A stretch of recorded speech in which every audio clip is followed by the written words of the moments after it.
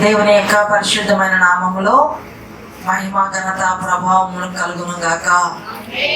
మనందరం కూడా మంచి నిర్ణయాలు తీసుకోవటానికి మంచి సమయానికి మనం వచ్చిన్నాం. మంచి నిర్ణయం, మంచి ఆలోచనలు మనం తీసుకోవాలి. ఈ భూమి మీద మనం ఎక్కువ దినాలు ఉండబోయేది లేదు. ఇప్పటికే చాలా వయసు గతించిపోయింది కనుక గతించిపోయినటువంటి మన దినములను బట్టి కాక ఉన్నటువంటి శ్రేష్ఠ జీవితాలు ఏదైతే ఉన్నాయో అది దేవుని కొరకు మాత్రమే ఉపయోగకరముగా మార్చబడాలి అనే ఉద్దేశంతో మనందరము కూడా సిద్ధపరచబడాలి. కనుక ఎవరు స్థిరము కాదు.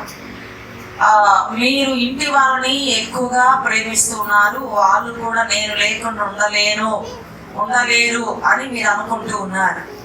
అటువైనా మా ఇంటి వాళ్ళు మా పిల్లలకి నేను కానీ ఇంట్లో లేకపోతే ఇల్లు తోచదు, మా పిల్లలు మమ్మల్ని గురించి చాలా చాలా ఆలోచిస్తారు, చాలా ప్రేమిస్తారు, నాకు బాగలేకపోతే నా కొడుకు కోసం తట్టుకోలేడు అని ఇలాగూ అబద్ధపు ఆలోచన పెట్టుకొని భ్రమలో జీవిస్తున్నారు.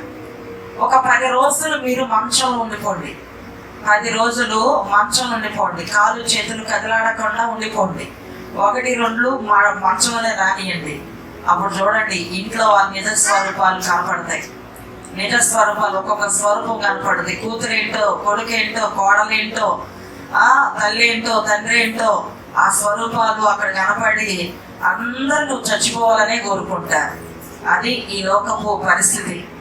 కనుక ఏది నువ్వు వండి పెడుతున్నంతసేపు నిన్ను గురించి ఆలోచిస్తుంటారు, నిన్ను గురించి మంచిగా ఉంటారు.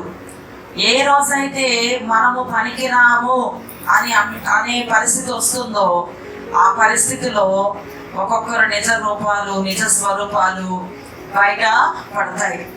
దేవుడు మనకి జీవితాన్ని ఎందుకు ఇస్తున్నాడు అంటే ఆయన కొరకు మనము ఈ జీవితాన్ని విలువ పెట్టి కొన్న ఈ జీవితాన్ని మనము కూడా ఉన్న దినాలను పెట్టి ఆయనను మనము సంపాదించుకోవాలి. మనకి దేవుడు ఏ యొక్క దినం అయితే ఇచ్చాడో ఆ దినాన్ని మనం ఏం చేయాలి? ఆయనను సంపాదించుకోవాలి. కాబట్టి హృదయపూర్వకంగా నిన్నటి దినాన అనాథ వృద్ధులకు, దేవుని బిడ్డలైన వారికి సుమారు 60 మందికి వస్త్రాలు ఇవ్వటం అనేది మనం యూట్యూబ్లో అప్లోడ్ చేసాం, చూడండి. చూసారా? మరి వాళ్ళందరూ కూడా వాళ్ళందరికీ పిల్లలు ఉన్నారు, కోడళ్ళు ఉన్నారు, కొడుకులు ఉన్నారు. ఒక ఆమెకైతే 7 పిల్లలు ఉన్నారు.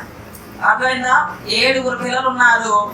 ఆమె భర్త చనిపోయిన తర్వాత అక్కడ తీసుకెళ్ళి వేరే చోటుకు వెళ్తున్నావు రమ్మని చెప్పి తీసుకెళ్లి వృద్ధాశ్రమంలో వదిలిపెట్టారు. మీకు టైం ఉంటే, మీకు వీలుంటే ఏదైనా ఆహారం తీసుకొని, ఏదైనా స్వీట్స్ ఏమైనా తీసుకొని ఆ వృద్ధుల దగ్గరికి వెళ్ళి కొంచెం కూర్చోండి. మన స్వరూపం, మన స్థితి అర్థమైంది.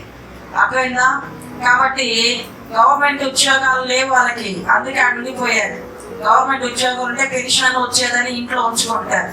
కనుక ఏ ఉద్యోగం లేకపోవటం వలన, వారు పనికి రాకపోవటం వలన వాళ్ళని అలాగే ఎన్నో అనాథాశ్రయాలు, వృద్ధాశ్రయాలు ఉన్నాయి. అక్కడ చేర్చినటువంటి విధి విధానాలు చాలా చాలా వేదనకరం, బాధకరం. కనుక నిజదేవుని ప్రేమను దయచేసి మనం అందరం అంగీకరించాలి. నిజదేవుని ప్రేమను త్రోసివేయని దేవుని మనము అంగీకరించాలి. కనుక ఈ యొక్క చివరి దినాల్లో 3 దినాలు ప్రార్థన చేసుకోవాలి అని మనం బుధవారం అనుకున్నాం కదా, గుర్తుందా? 3 దినాలు మనము ఆత్మీయ జీవితం యొక్క విధానం ఏంటి? ఇప్పుడు నీకు 30 సంవత్సరాలు అనుకో, ప్రభువా 30 సంవత్సరాలు వెనక తిరిగి చూస్తే నీ కోసం కానీ నేను ఏమి చేసినట్టు లేదు. కనుక ఈ మిగతా శేష జీవితం నాకు 40 ఎక్స్ట్రా ఇస్తున్నారు, 60 ఇస్తున్నారు, లేదా ఇంకా పూర్తిగా 100 వరకు నేను ఉంటాను, నాకు తెలీదు. ఈ మిగతా సంవత్సరాలు ఏదైతే ఉన్నాయో ఆ సంవత్సరాల్లో నేనేం చేయాలి? నీ కొరకు నేనేం చేయాలి? నేను అనుకుంటున్నాను ఎదగాలి అని, కానీ ఎదగలేకపోతున్నాను. నేను అనుకుంటున్నాను నీ కోసం ఉండాలని, కానీ ఉండలేకపోతున్నాను. కనుక నేను ఏం చేయాలి ప్రభు అని చెప్పి మనము ప్రార్థన చేయాలని ఒక ఆలోచన కలిగి మనం ఉండాలి, ఒక మంచి నిర్ణయం తీసుకుని ఉండాలి.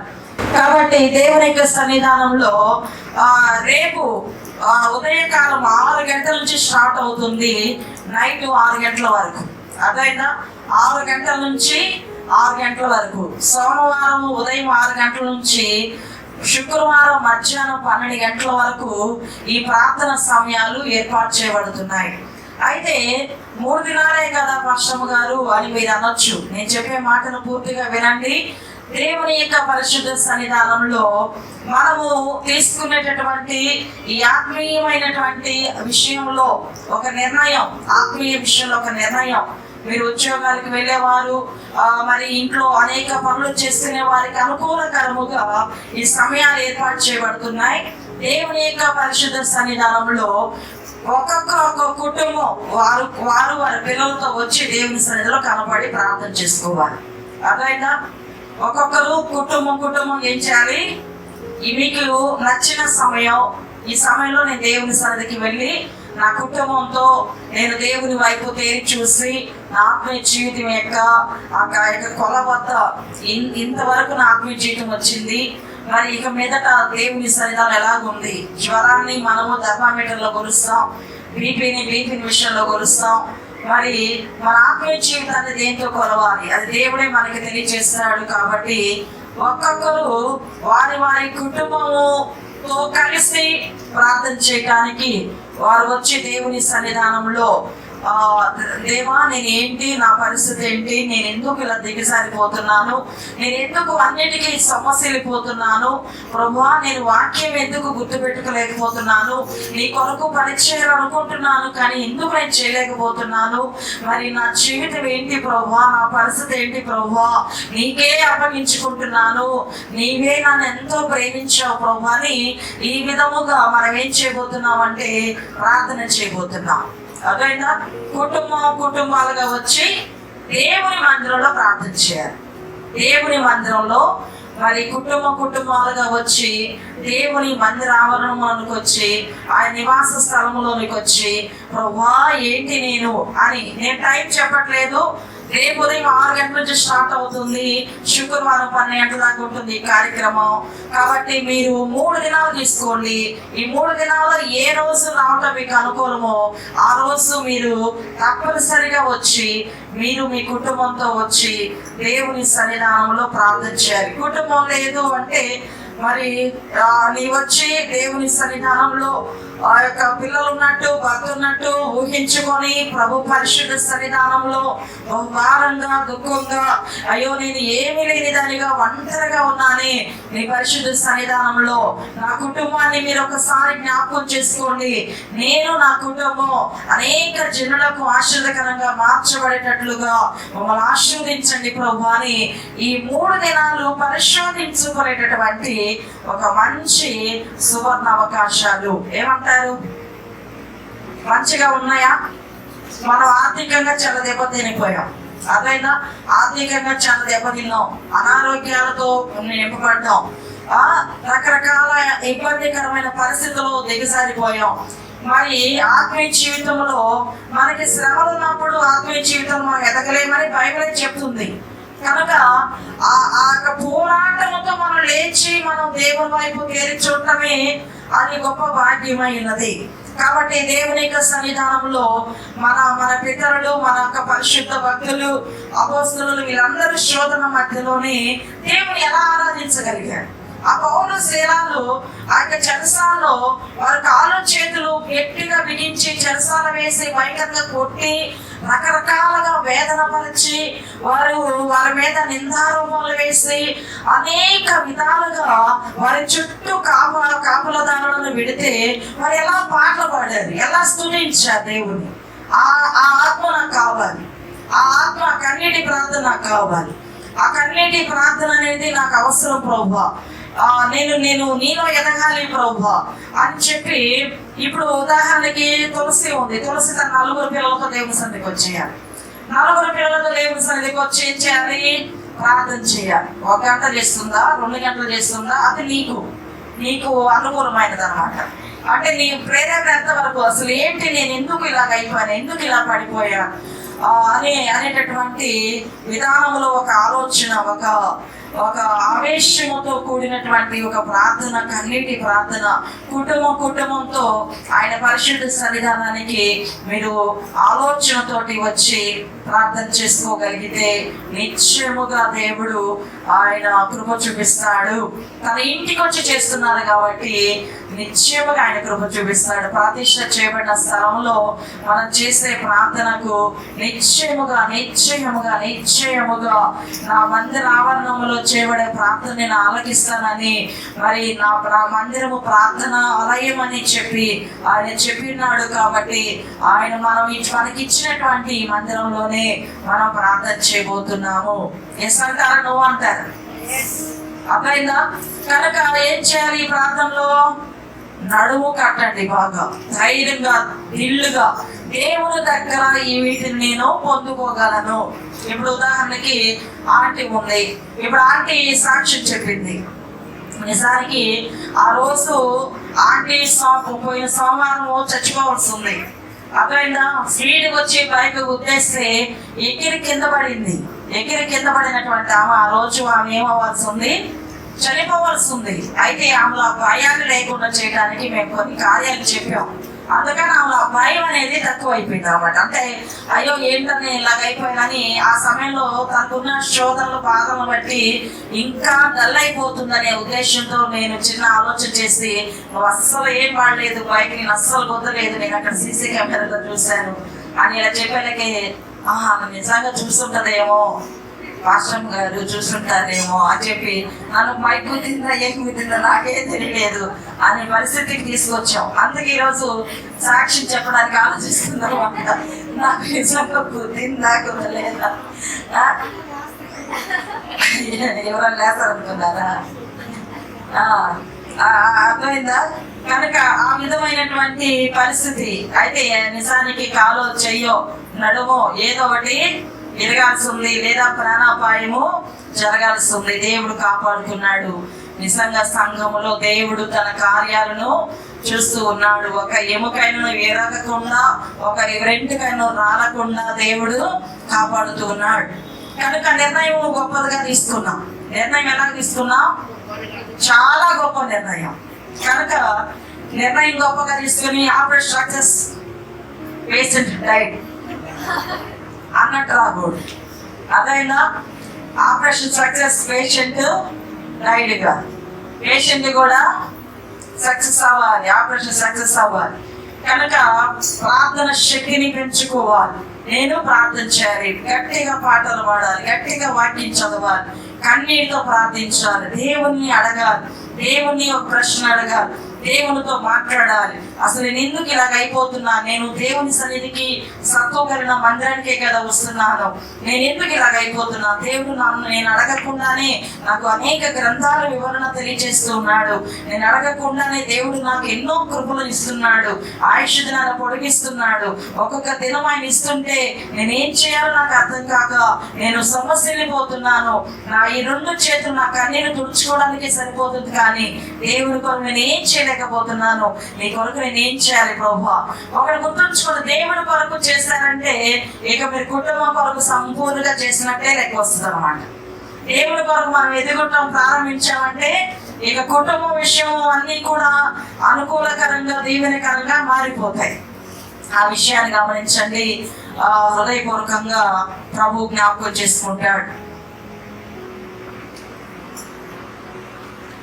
కనుక ఈ వాక్యం అయిపోయే లోపు మీరు ఆలోచన చేసుకొని, ఏ టైంలో మీరు రావటం దేవుని చిత్తమో ఆలోచన చేసుకొని నాకు మీరు తెలియజేస్తే ఆ టైంలో మరి అందరూ ఒకేసారి వచ్చి మరి గోలగోలగా కాకుండా, అదైనా అందరూ ఒకేసారి వచ్చి గోలగోలగా వాళ్ళు చేసి నేను చేసి అన్నట్లు కాకుండా, ఒక కుటుంబం మీ బాధలు మీ కష్టాలు దేవునికి చెప్పుకొని మీరు విజయాన్ని పొందుదురుగాక.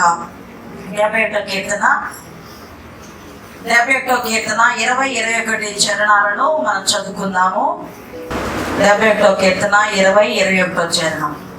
அநேக இக்கட்டுகளையும் ஆபத்துகளையும் காணும்படி செய்த என்னை திரும்பவும் உயிர்ப்பித்து திரும்பவும் என்னை பூமியின் பாதங்களில் இருந்து ஏற பண்ணுவீர். என் மேன்மையை பெருக பண்ணி என்னை மறுபடியும் தேற்றுவீர். చాలండి. అనేకమైన కఠిన బాధలను మాకు కలుగు చేసిన వాడా. ఏమా ఏంటి మాట ఏంటి?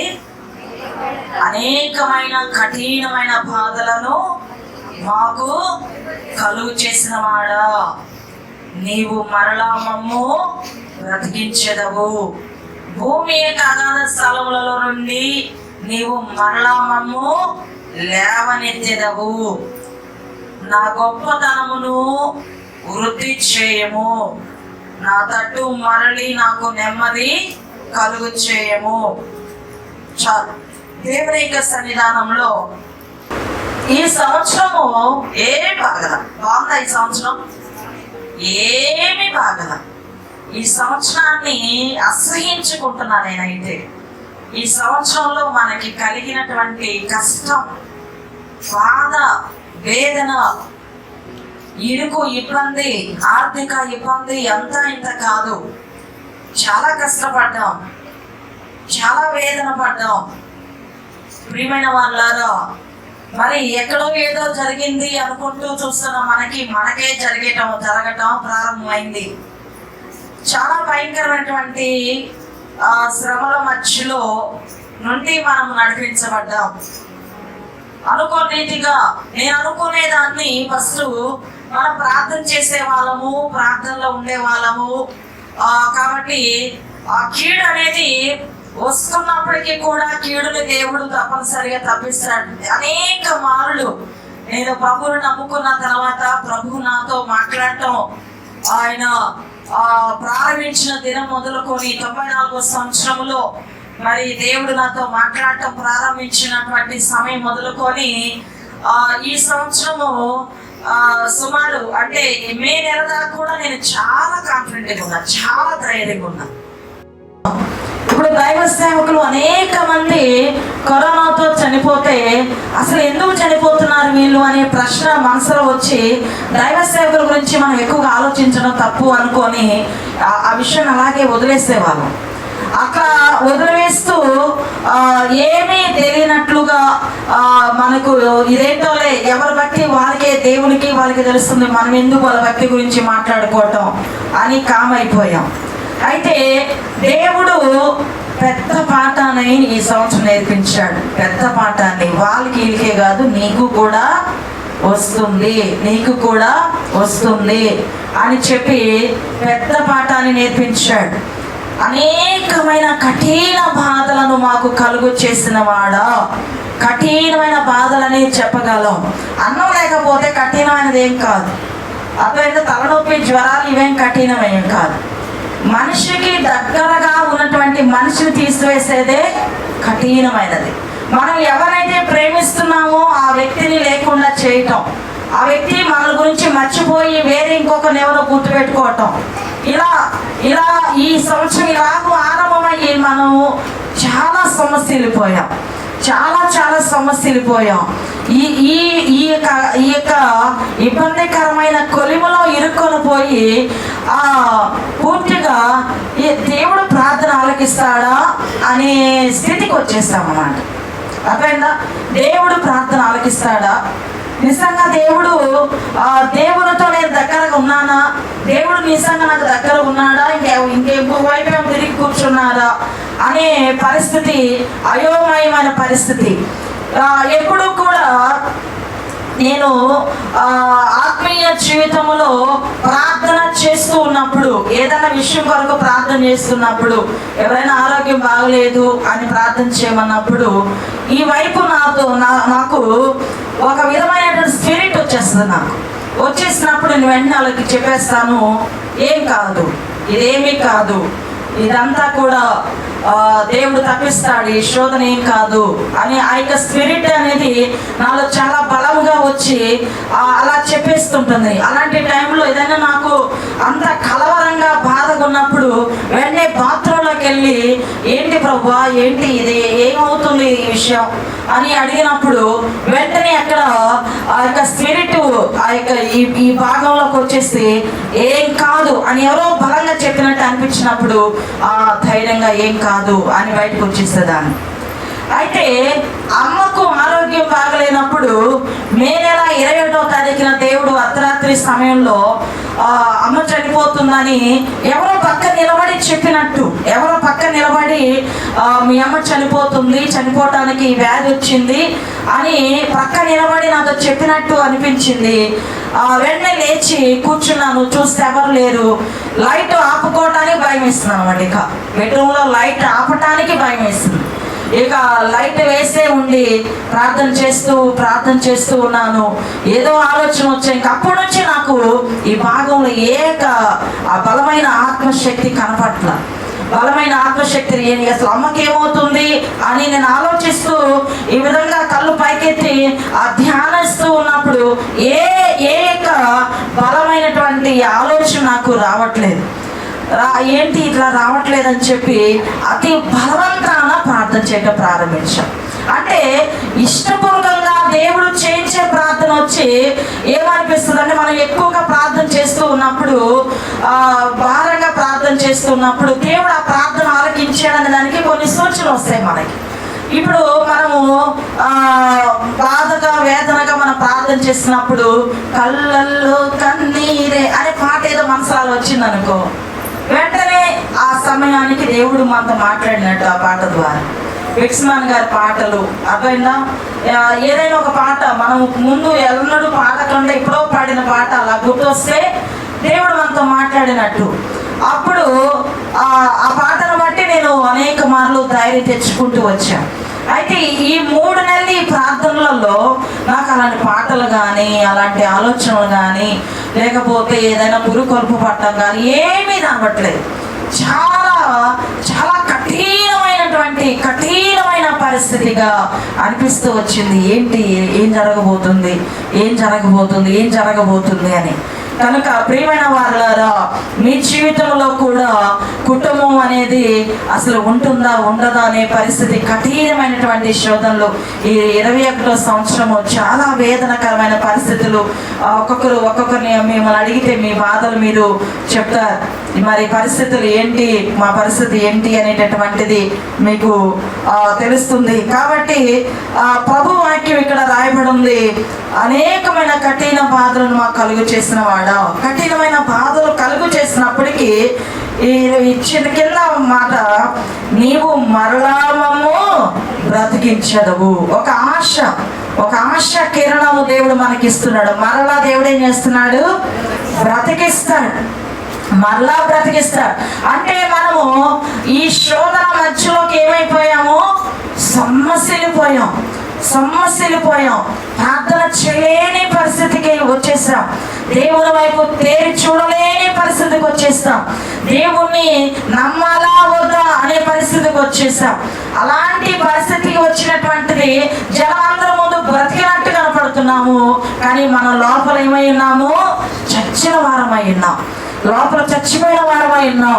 మరి కాపాడే దేవుడే కాపాడకపోతే, కృప చూపించే దేవుడే చూపించకపోతే, దేవుడే మనకు సహాయం చేయకపోతే ఇంకా ఏంటి నా పరిస్థితి అనే పరిస్థితికి, అలాంటి దౌర్భాగ్యపు స్థితికి వచ్చిన వారికి దేవుడు ఒక మాట చెప్తున్నాడు, నీవు మరలా మమ్ము బ్రతికించదవు. నీవు మరలా మమ్మల్ని బ్రతికిస్తావు ప్రభువా, బ్రతికించేటటువంటి దేవుడు. కనుక ఈ లాస్ట్ ఆదివారము మనం ఒక నిర్ణయం చేసుకోవాలి.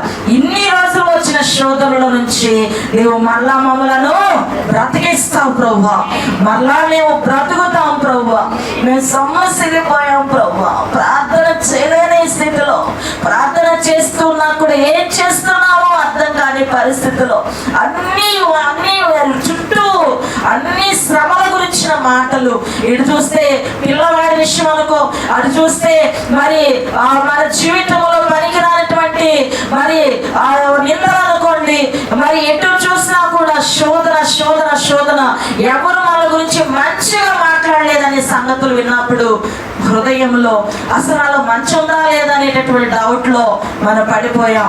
దేవుని యొక్క పరిశుద్ధ సన్నిధానంలో ప్రభు ఒక ఆశను మనకిస్తున్నారు. ఆయన తిరిగి మనలను బ్రతికిస్తానని వాగ్దానము దేవుని వాక్యము తెలియజేస్తుంది.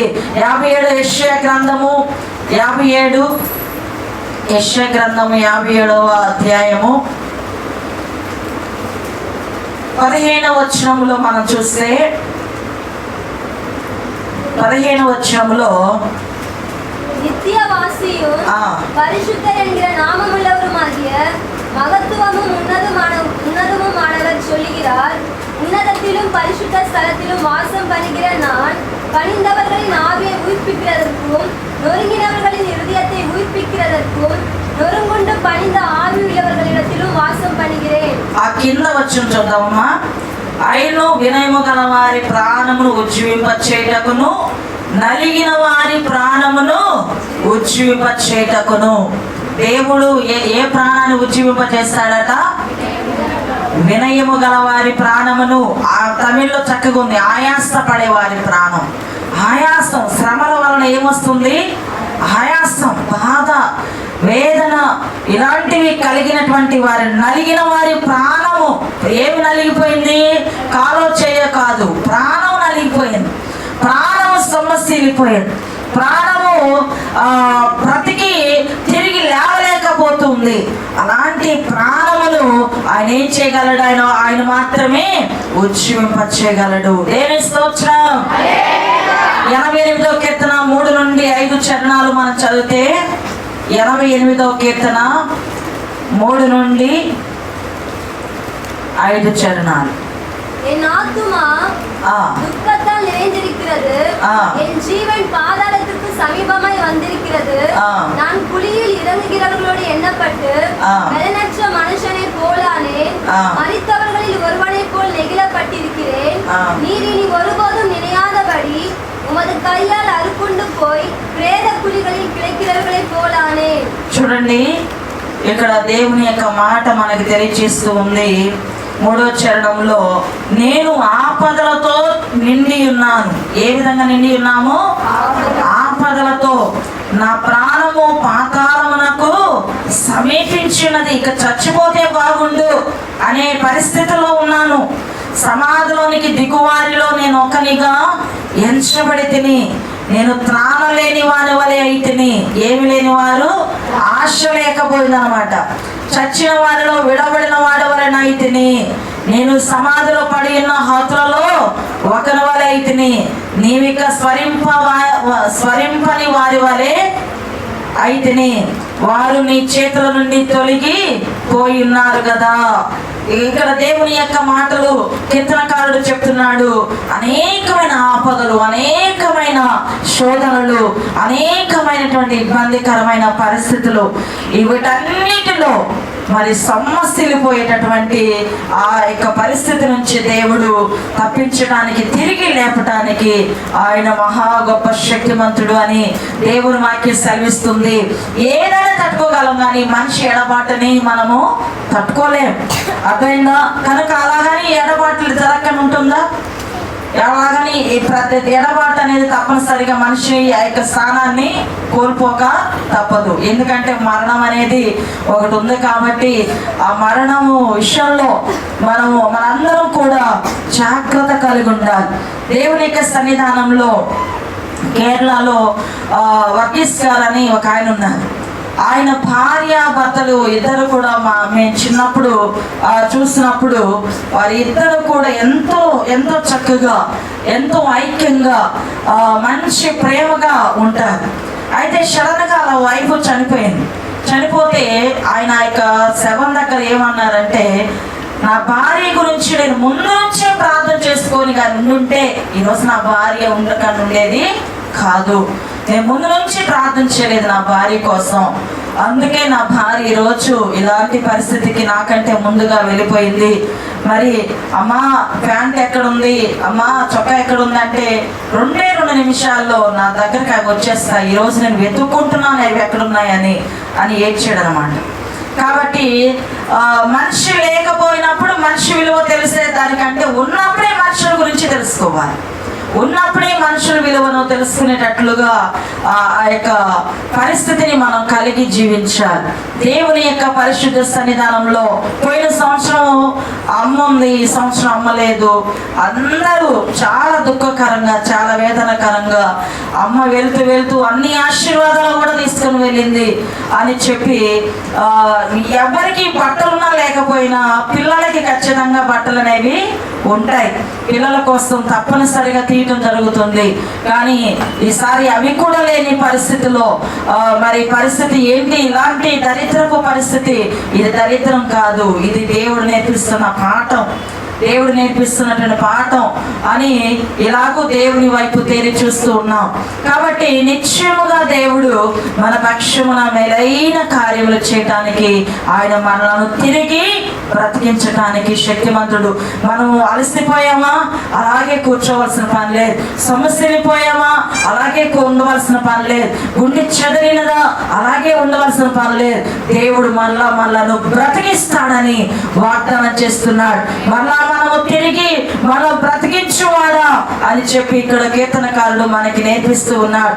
కాబట్టి దేవుని యొక్క సన్నిధానంలో ఆదికాండం 37వ అధ్యాయంలో యాకోబు గారికి ఉన్నటువంటి కుమారుడు ఏసేపును ఎంత ఎక్కువగా యాకోబు ప్రేమించినప్పుడు ఆ యాకోబు తన అన్నలకు భోజనం ఇవ్వటానికి వెళ్ళి తిరిగి ఆయన వస్త్రం మాత్రం వచ్చినప్పుడు ఆ యొక్క యాకోబు ఎంతో ఏడ్చాడు, ఎంతో బాధపడ్డాడు.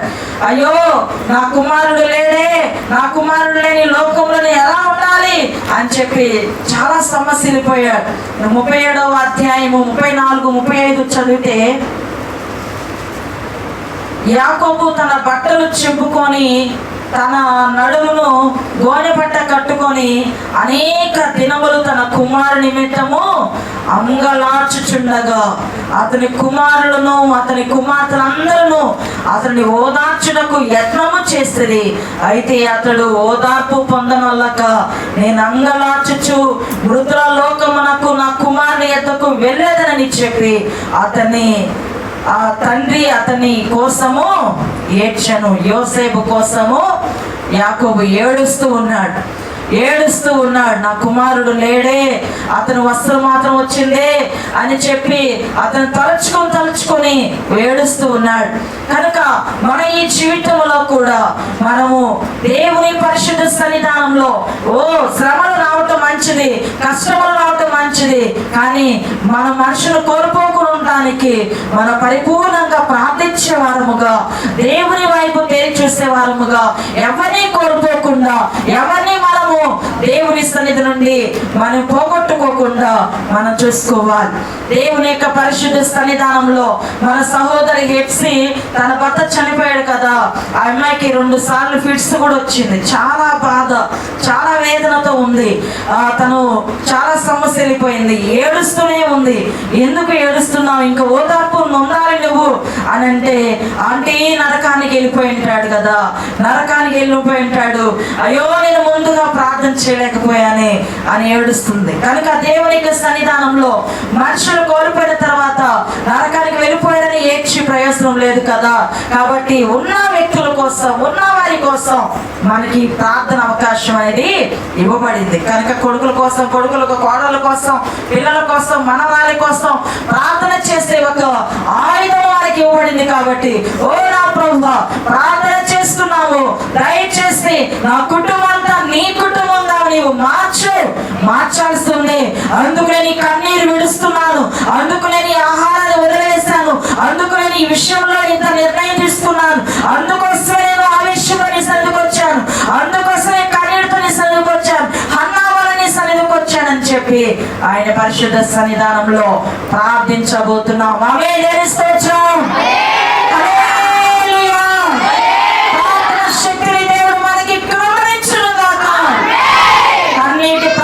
జీవితాన్ని దేవుడు మనకు అనుగ్రహించును గాక. 147వ కీర్తన 3వ చరణంలో 147వ కీర్తన 3వ చరణం, గుండె చెదిరిన వారిని ఆయన బాగు చేయవాడు, వారి గాయములు కట్టువాడు. కనుక ఎవరిని బాగు చేస్తాడు ఆయన? గుండె చెదిరిన వారిని. గుండె చెదిరిపోవటం అంటే ఏంటి? నమ్మిన వారు చేయి వదిలివేస్తే గుండె చెదిరిపోవటం. అర్థమైందా? ఇప్పుడు మన వచ్చిన కొండక్కకు 2 కొడుకులు ఉన్నారు. 2 కొడుకుల మీద ఆమెకి ఎనలేని ప్రేమ. ఒకడికి తెలియకుండా ఒకడికి డబ్బులు ఇస్తుంది, మరి ఎంతో ప్రేమ. కానీ ఆ కొడుకులు ఏం చేస్తున్నారు? సరిగా ప్రేమించకపోవటం వల్ల ఇక్కడికి నిలబడి ఏడుస్తుంది, నా బిడ్డలు చూడమ్మా ఎలాగంటున్నారు, నన్ను చచ్చిపో అంటున్నారు అని. ఆ టైంలో ఏం చెదిరిపోతుంది? గుండె చెదిరిపోతుంది, గుండె బాధపడుతుంది, బరువెక్కుతుంది.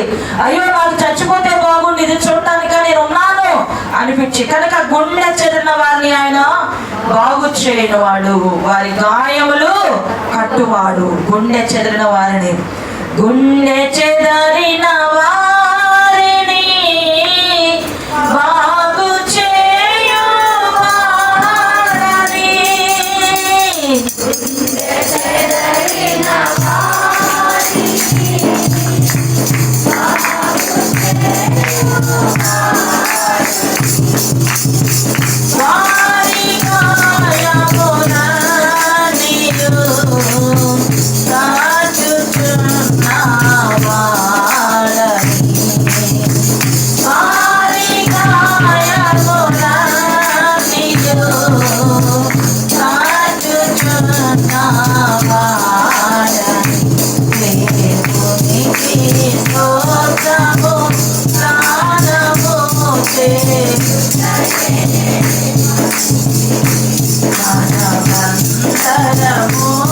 గాయములన్నీయు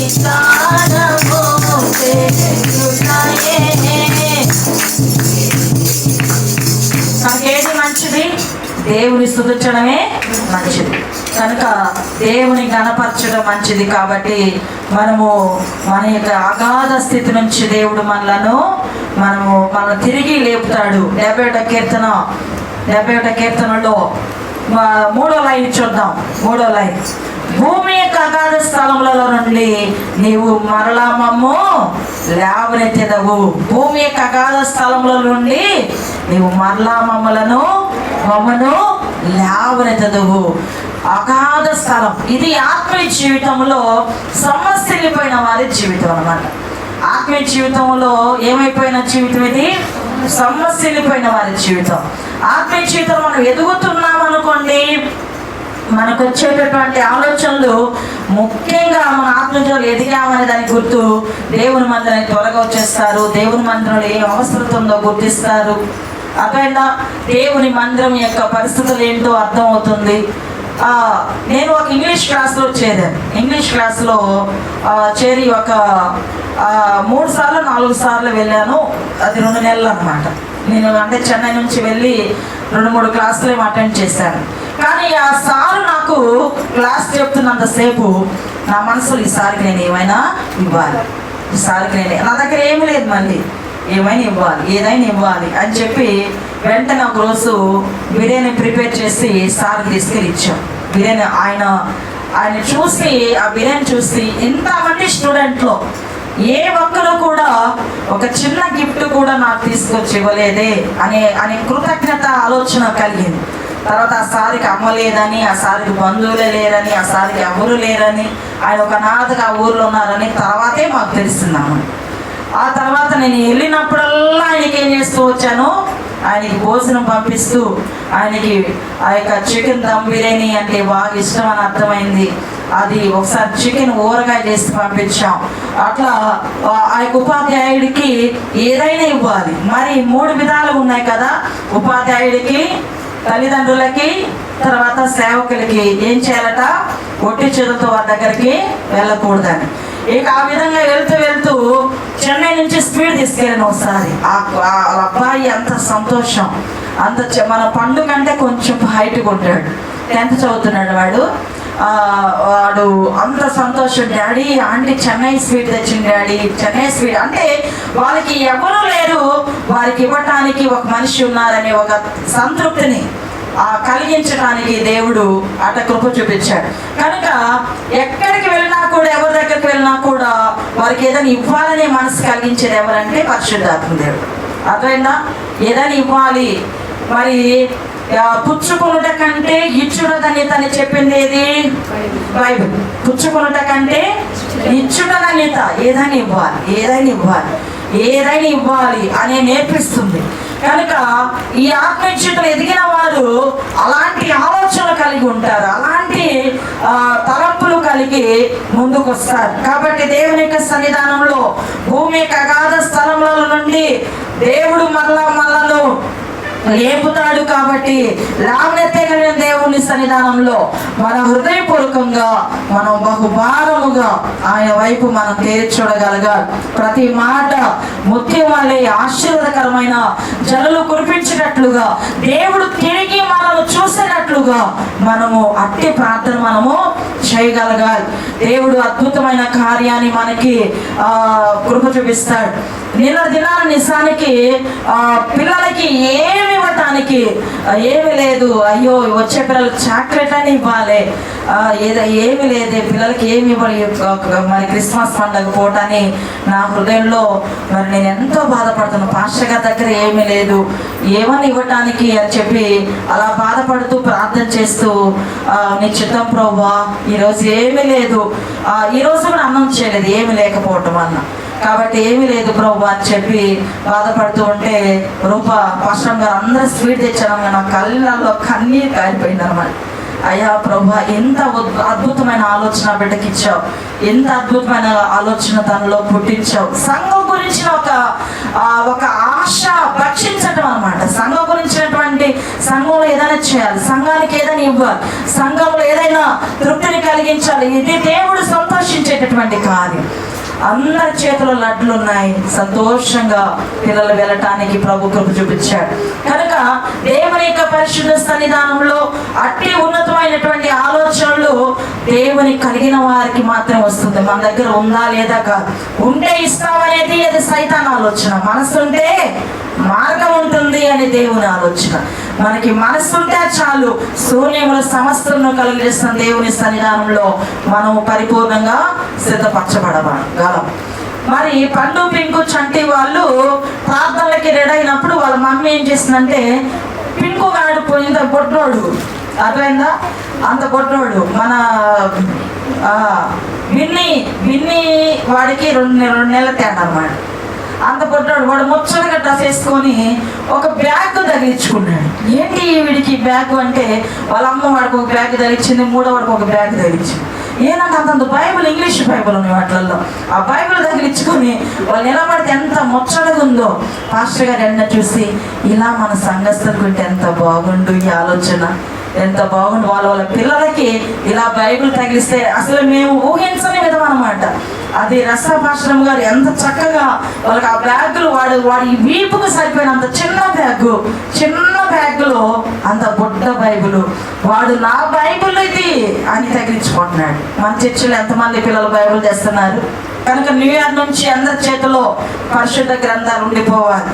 కనుక దేవుని యొక్క సన్నిధానంలో మనం ఈ విషయాన్ని పరిపూర్ణంగా గమనించాలి. 21వ వచనం చివరిగా చూద్దాం. నా తట్టు మరలి నాకు నెమ్మది కలుగు చేయము. అర్థమైందా?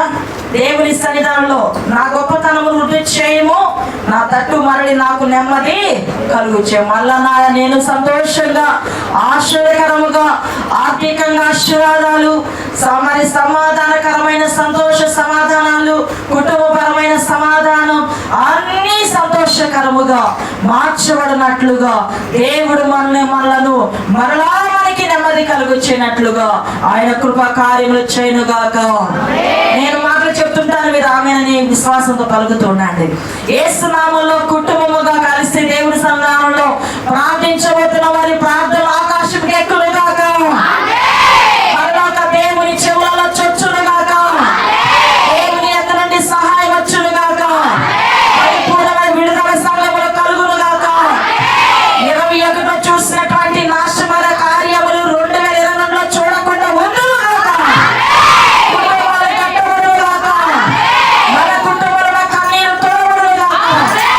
ఆర్థిక మనము ఉజ్జీవించబడునుగాక.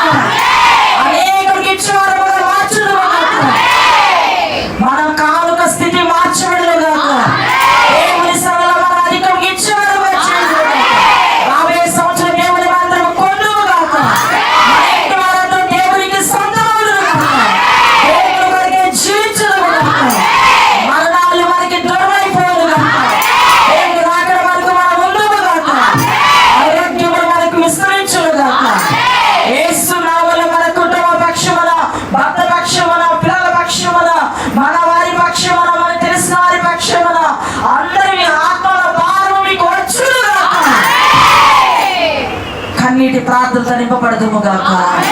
కన్నీటి ప్రార్థనతో నింపబడదుము గాక. సంఘానికి ఉపయోగకరముగా మారుదుము గాక. యేసునామములో ఈ యొక్క కార్యము దేవుడు చేయును గాక. ప్రభువా నీవే ఈ కార్యాన్ని చేయండి అయ్యా. నీ మీద నమ్మకంతో ఈ కార్యాన్ని ప్రారంభిస్తున్నాము తండ్రి. అయ్యా ఈ యొక్క ప్రయత్నం సఫలపరచండి అయ్యా. అతడు చేదంతయు సఫలమగునని చెప్పిన వాగ్దానం ప్రకారముగా యేసునామములో సఫలమగును గాక. నీ పిల్లలకు అనుకూలత దయచేయండి ప్రభువా. అయా ఎదుగు ఆర్థికంగా నాయన అయా మేము నాన్న కాపులగున్నా మేము ఎంతో వేదన పడ్డామయ్యా. ఈ సంవత్సరం నాన్న అప్పు చేయకూడదని ఎప్పుడో నిర్ణయం తీసుకున్నామేమో నాయన. అనారోగ్య కారణం వల్ల ప్రభువా అయ్యా అది వడ్డీ లేకపోయినా కూడా అప్పే కదా స్వామి. యేసయ్య మా యొక్క పరిస్థితిని నాన్న అట్టి పరిస్థితి నుంచి తప్పించండి ప్రభువా. నీ పరిశుద్ధ సన్నిధానం అప్పులలో కూరుకుపోయి అయా సమస్యలిపోయి ఇస్తున్నాను. ఆర్థికంగా నేను చాలా చాలా ఇబ్బంది పడుతున్నానని చెప్పినటువంటి ఆ సహోదరి గుండె కోతని కూడా తొలగించండి అయ్యా. ఈ రక్తపు కోటలో జ్ఞాపకం చేసుకోండి. సమాధానకర్తగా నీవు నడిపించండి. నీ బిడ్డలలో ఒక పురికొల్పును దయచేయండి. చక్రవర్తితో సర్వలోక చక్రవర్తితో నేను మాట్లాడబోతున్నాను అని సిద్ధపడి వచ్చుటకు సహాయపడండి. నీ నామను మహిమపరచుకొనమని యేసు నామములో ప్రార్థించి వేడుకుంటున్నాము తండ్రి. ఆమేన్.